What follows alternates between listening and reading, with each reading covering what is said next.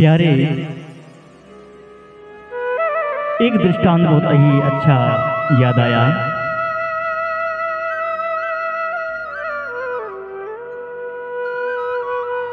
चेले भी अजीब अजीब तरह के होते हैं। ऐसे ऐसे चेले मिल जाते हैं गुरु जी को कि गुरु लोग भी बेचारे क्या करें, चेला बना है। गुरु जी भी ऊब जाते हैं चेले से। हाँ, देखिए, गुरु का अर्थ पता है?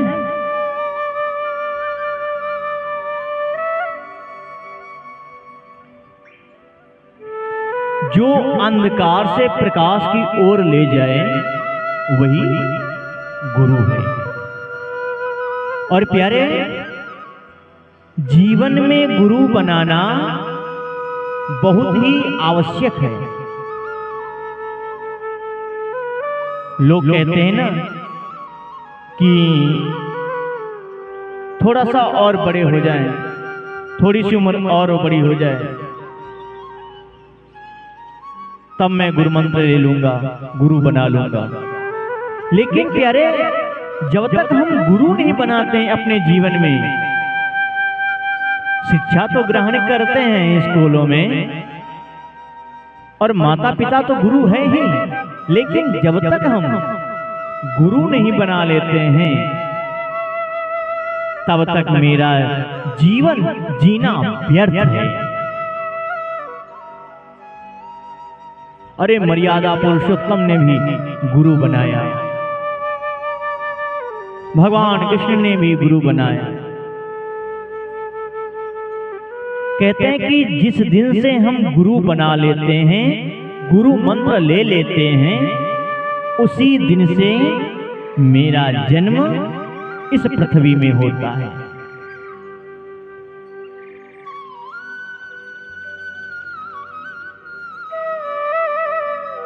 तभी से मेरा साल चलता है कि मैं 1 साल का हो गया या 2 साल का।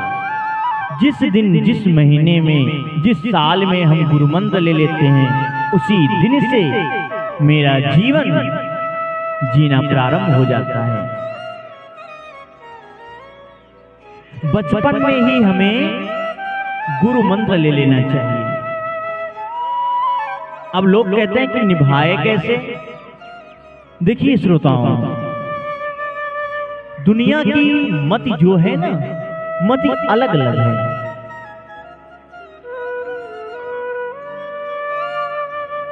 जब हम भाव से किसी में लग जाएंगे, किसी कार्य में, वो भी भगवान के कार्य में, तो उसमें नियम क्या, निभाना क्या है? तेरा तुझको अर्पण, मेरा कुछ नहीं है प्रभु। और श्रोताओं, भगवान तो दयालु हैं, भगवान तो भाव के भूखे हैं। भगवान ये नहीं कहते कि बेटा तू दिन भर मुझे भज। भगवान तो ये कहते हैं कि बेटा तू जब भी भज, लेकिन भाव से भज, प्रेम से भज।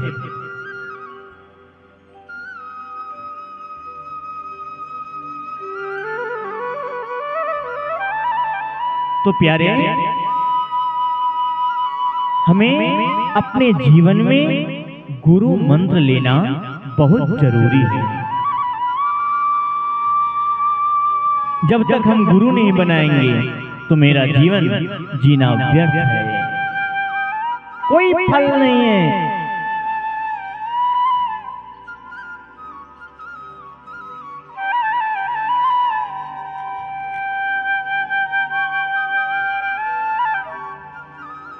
श्रोताओं, एक गुरुजी ने एक चेला बनाया।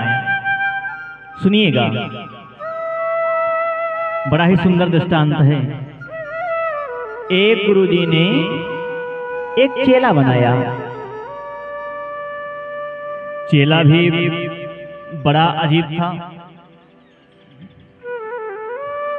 गुरुजी के पास बैठा था। गुरुजी ने कहा, बेटा जी गुरुवर। बेटा गाय बाहर बंधी हुई है, शायद बारिश हो रही है, जाओ उस गाय को वहां से खोल करके छांव में बांध दो। चेला बैठे बैठे बोला, गुरुजी, जो स्वयं बंधन से मुक्त करे और जो स्वयं बंधन में पड़ा हो, वो किसी को बंधन से मुक्त कैसे कर सकता है? क्षमा करे प्रभु, आप तो गुरु हैं। हे गुरुजी, ये कार्य मुझसे नहीं हो सकता। बंधन से मुक्त करना तो आपका काम है, हम तो खुद बंधन में बंधे हुए हैं प्रभु, क्षमा करिए। अब गुरुजी ने विचार किया कि मुझे चेला ही नहीं गुरु ही मिला है।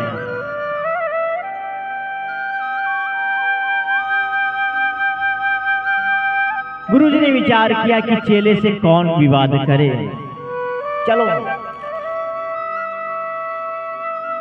अब प्यारे गुरुजी बेचारे उठे, आश्रम से बाहर निकले, जहां गाय बंधी हुई थी वहां गए, गाय को खोला और छांव में बांध दिया।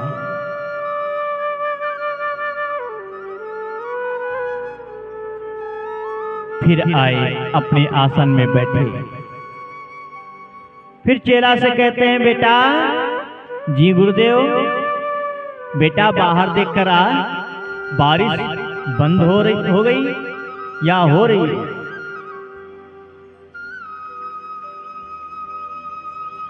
चेला बोला, गुरुजी, ये जो बिल्ली आई है ना, जो आपके पास बैठी है, इसके पीठ पर आप हाथ फेरें, अगर ये गीली होगी तो समझिए बारिश हो रही है, अगर सूखी होगी तो समझिए बारिश नहीं हो रही।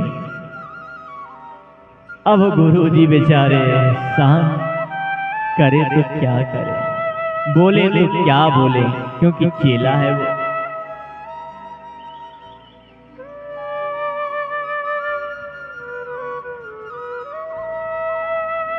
रात्रि हुई, रात्रि में गुरुजी आसन में विराजमान हुए। अब उन्हें नींद नहीं आ रही है। जैसे कुछ लोगों की आदत होती है ना कि रोशनी बंद करके सोने की। अब गुरुजी ने कहा, बेटा दीपक बुझा दे, क्योंकि नींद नहीं आ रही है मुझे। चेला बोला, गुरुदेव, अब हम रजाई के अंदर घुस गए हैं, अब हम बाहर निकलने वाले नहीं, बहुत ठंड लग रही है। हाँ, आप एक काम करिए, आप अपनी आंख बंद कर लीजिए और फिर दिया बुझा ही समझिए। अब बेचारे गुरुजी क्या करें। गुरुदेव भगवान उठे, दिया को बुझाए। अब श्रोताओं प्रातः काल हुआ। ऐसे भी श्रोताओं गुरुदेव लोगों के पास बड़े बड़े जजमान रहते हैं। एक जजमान आया बढ़िया सा मिठाई लेकर के, डिब्बा लेकर के। चेला देख लिया कि मीठा आया है।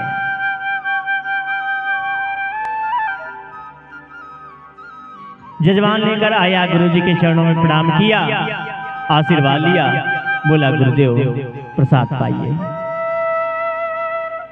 अब गुरु भगवान क्या करते हैं कि सोचते हैं कि अगर मैं अकेला खा रहा हूं तो बेचारा चेला, इसको बुरा लग जाएगा, ये मेरे ही सहारे हैं, थोड़ा इसे भी दे दे।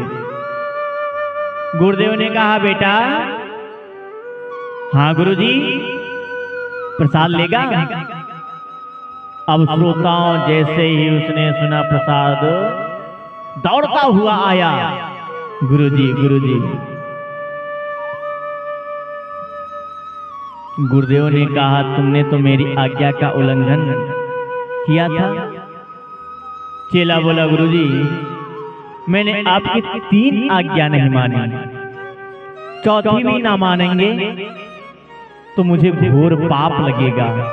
इसलिए गुरुदेव भगवान आपकी ये चौथी आज्ञा मैंने स्वीकार कर ली, क्षमा करें प्रभु। अब श्रोताओं, चेला गुरुदेव जी को प्रणाम किया, प्रसाद पाया। तो प्यारे चेले भी तरह तरह के होते हैं।